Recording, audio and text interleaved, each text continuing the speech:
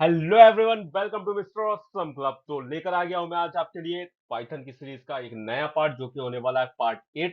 और जिसमें हम बात करने वाले हैं पाइथन न्यूमेरिक टाइप्स की, यानी पाइथन में आपके जो न्यूमेरिकल वैल्यू हो सकती है वो कितने टाइप की हो सकती है, किस किस तरीके से आप पाइथन में कोई भी न्यूमेरिकल वैल्यू को डिफाइन कर सकते हो। तो वो सारे के सारे डाउट्स आज के सेशन में क्लियर करने वाले हैं। अगर चैनल पर नए हैं तो तुरंत उसे सब्सक्राइब कर दिए और शेयर कर दिए जल्दी से अपने सारे के सारे आईटी फ्रेंड के साथ। और स्टार्ट कर लेते हैं बिना किसी देरी के।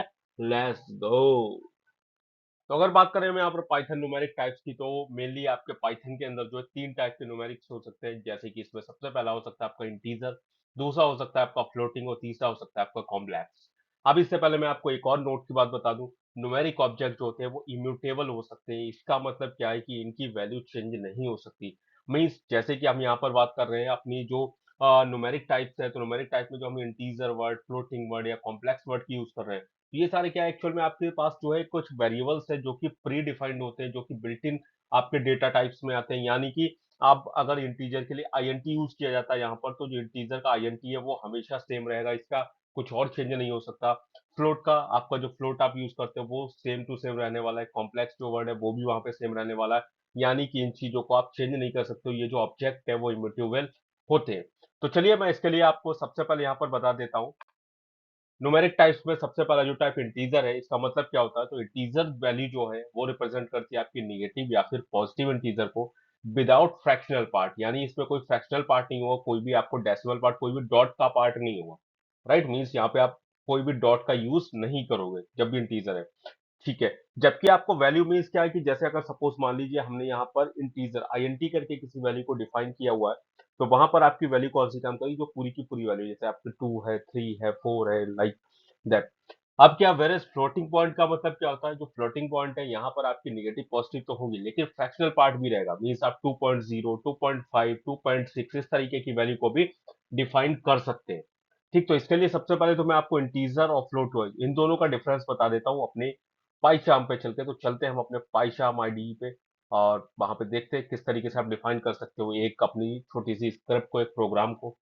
तो हम आ चुके हैं अपने पाईचार्म की आईडीई पे और यहाँ पर हम देखने वाले हैं कि आपका इंटीजर, फ्लोट ये सब क्या होते हैं या किस तरीके से डिफाइन किए जाते हैं।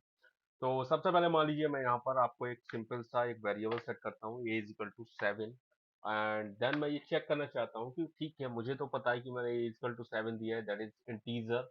बट आपका पाइथन इसे क्या समझता है, वो चीज हम कैसे चेक कर सकते हैं। तो देखिए सिंपल सी आपको मैं बताता हूँ। मैं यहाँ पर प्रिंट करता हूँ एंड प्रिंट के बाद यहाँ पर आपके पास एक प्री डिफाइंड वेरिएबल है टाइप नाम से। टाइप फंक्शन को जब जैसे यूज करोगे आप, टाइप एंड देन आप यहाँ पर दे दो e।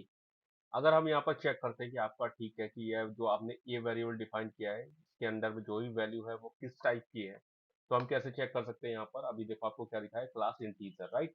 आप थोड़ा सा और इसे चाहो तो आप यहाँ पर डिफाइन कर सकते हो। जैसे मैंने ए दिया है तो ए कॉमा करके मैं यहाँ पर थोड़ा सा इसे डिजाइन कर देता हूँ। यानी मैं यहाँ पर दे देता हूँ A is type of and then यहाँ पर ठीक है। अभी आपको देखो क्या दिखाएगा यहाँ पर, 7 is the type of class integer, right. तो यहाँ पर 7 क्या है, आपका क्लास इंटीजर है। अगर मैं थोड़ा सा इसे चेंज कर देता हूँ, इसमें पॉइंट समथिंग कुछ लगा देता हूँ, 0.8 लगा दिया मैंने।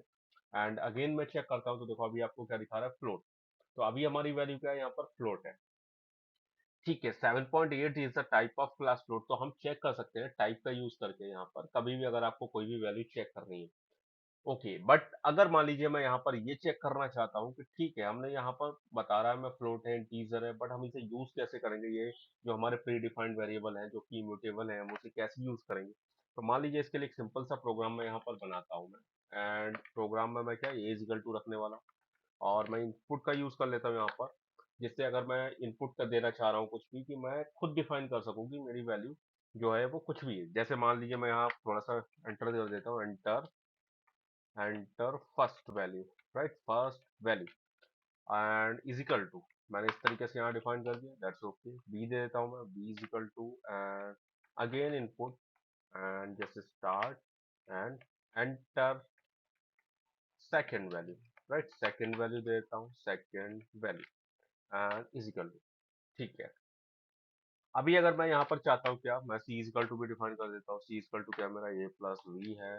एंड यहाँ पर मैं देता हूँ ए प्लस बी के बाद में मैं प्रिंट करा लेता हूँ किसको, सी को।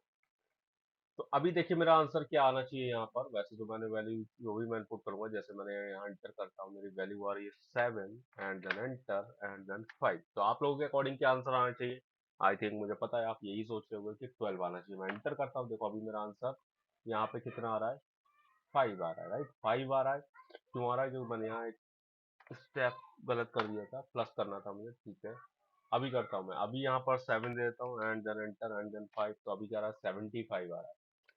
75 क्यों आ रहा है? क्योंकि हमने यहाँ पर c is equal to A plus B दिया है, और हमने यहाँ कहीं भी डिफाइन नहीं किया है कि हमारा जो वैल्यू है वो इंटीजर है, फ्लोट है, या कोई वैल्यू। तो आपका जो पाइथन है वो इस ए और बी के अंडर में हमने जो भी वैल्यू इनपुट की है, जैसे हमने यहाँ 7 दिया, 5 दिया, उसे स्ट्रिंग की तरह ट्रीट कर रहा है। स्ट्रिंग मीन्स क्या है कि आप उसे मानना है कि ठीक है 7 और 5 को ऐड करके लिख देना है, राइट। जैसे अगर हम हेलो लिखे एक वर्ड में और एक वर्ड में हम लिखे वहां पर, जैसे मैं आपको दिखाता हूँ, देखिए मैंने यहाँ पर एंटर किया। अगर मैं यहाँ लिख देता हूँ हेलो एंड एंटर करके मैं यहाँ लिख देता हूँ हेलो गाइस, राइट। मैंने गाइस लिख दिया, तो अभी इसका मुझे इनपुट क्या मिल गया, हेलो गाइस। तो ये स्ट्रिंग की तरह ट्रीट कर रहा है, ये उसे एग्जीक्यूट नहीं करवा रहा है, उसे प्लस नहीं करा रहा है, ऐड नहीं करा रहा है। क्यों नहीं करा रहा है? क्योंकि हमने यहाँ कहीं भी डिफाइन नहीं किया कि हमारा जो इनपुट है वो किस टाइप का होने वाला है। अभी हम डिफाइन कर देते हैं इनपुट।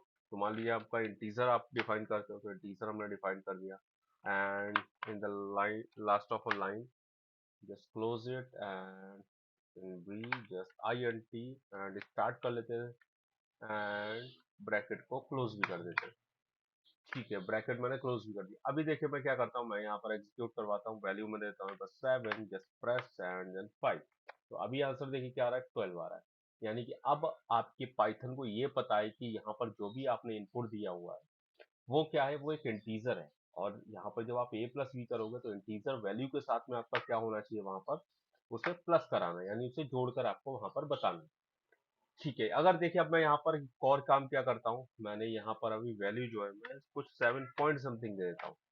तो अभी आपको क्या एरर शो करेगा, क्योंकि 7.5 जो है वो इंटीजर क्लास के अंदर नहीं आता। अब ठीक है, हमें इंटीजर क्लास में नहीं आता, तो हम क्या कर सकते हैं, इंटीजर की जगह पे यहाँ फ्लोट दे सकते हैं, जस्ट फ्लोट।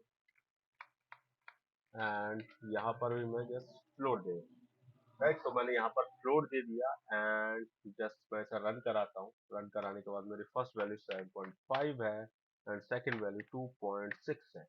तो अभी हमारा आंसर क्या है, 10.1, राइट। तो अभी ये एग्जीक्यूट हो रहा है फ्लोट के लिए। तो आप ये चीज समझ पाएंगे कि पाइथन में आपका इंटीजर, फ्लोट, या अगर आप कोई वैल्यू डिफाइन करना चाहते हो तो कितना जरूरी है। और साथ ही अगर आप पाइथन पे अच्छे से वर्क करना चाहते हो तो आपके लिए कितना जरूरी है। आई थिंक ये टॉपिक आपको अच्छे से क्लियर हो गया होगा। इसके बाद देख लेते हैं कुछ रूल्स की, यानी कि जो हम इंटीजर या फ्लोट वैल्यू का यूज करते हैं तो उसमें कुछ रूल्स होते हैं। जैसे सबसे पहले अगर इंटीजर की अगर हम बात करें तो इसकी कोई भी लेंथ यूज की जा सकती है, यानी कि आप अनलिमिटेड लेंथ का यूज कर सकते हो, बस आपके पास उस लेंथ को लोड करने के लिए आपके सिस्टम में मेमोरी अवेलेबल होनी चाहिए। बट अगर आप फ्लोटिंग पॉइंट का यूज करते हो तो आप डेसिमल के बाद में, यानी पॉइंट के बाद में, आप सिर्फ 15 प्लेसेस का यूज कर सकते हो। 15 से ज्यादा प्लेसेस जो है वो आपके पाइथन में सपोर्ट नहीं करेगा। अगर आप उससे ज्यादा देते भी हो तब भी आपको जो आंसर आएगा उसमें आपको क्या है, सिर्फ 15 डेसिमल पॉइंट ही आपको वहां पर मिलेंगे, राइट। यहाँ पर वही डिफरेंस मैंने आपको बताया था कि आपका 1 मीन्स क्या इंटीजर है, 1.0 क्या है वो फ्लोटिंग पॉइंट है। यहाँ पर कॉम्प्लेक्स नंबर की अगर हम बात करें तो कॉम्प्लेक्स नंबर जो है वो कुछ इस फॉर्म में मिल जाते हैं, एक्स प्लस बाई जे की फॉर्म में, जहाँ पर आपका एक्स और जो बाई है वो रियल पार्ट होती है, यानी आप कोई ना कोई वैल्यू यूज करोगे। जबकि यहाँ पर जो आपका जे होता है, जे क्या होता है आपका, एक तरीके से कह सकते हैं -1 का स्क्वायर रूट में यूज किया जाता है। यानी मैं आपको थोड़ा सा एग्जांपल दिखाता हूँ, चलते हैं पहले अपने वापस पाई चार्म पे एंड देन चेक करते हैं, लेट्स चेक। ठीक है, तो जैसा कि हमने अभी रूल्स में देखा, या अगर हम कभी फ्लोट वैल्यू को देंगे तो वो हमारी सिर्फ 15 प्लेसेस तक की वर्क करेगी। तो एक बार इसे रन करा के देखते हैं। जैसे मैं यहाँ पर एक फ्लोट वैल्यू देता हूँ, ए इजिकल टू डिफाइन कर देता हूँ मैं, A and then is equal to, and is equal to के बाद में मैं यहाँ पे कुछ नंबर देता हूँ, something 1 point and 0, 1, 2, 3, 6, 7, 8, 9 and 10 places ये हो गए। कुछ और दे देते हैं, जैसे 0, 1, 2, 3, 4, 5, 6, 7। तो यहाँ पे मैंने कुछ प्लेसेस दिए हुए हैं, इन्हें प्रिंट कराते हैं और देखते हैं कितने प्लेसेस तक का हमें यहाँ पर शो होगा। सो जस्ट यहाँ पे देता हूँ ए एंड रन कराता हूँ मैं इसे। जैसे ही रन कराऊंगा तो आप वैल्यू देखोगे यहाँ पर मैंने 7 तक की दी है, पर मुझे सिर्फ 6 तक की प्लेस हुई है, राइट। 6 तक की क्यों हुई है? क्योंकि मेरी जो 6 तक की वैल्यू है वो मेरी 15 तक की हो जाती है यहाँ पे।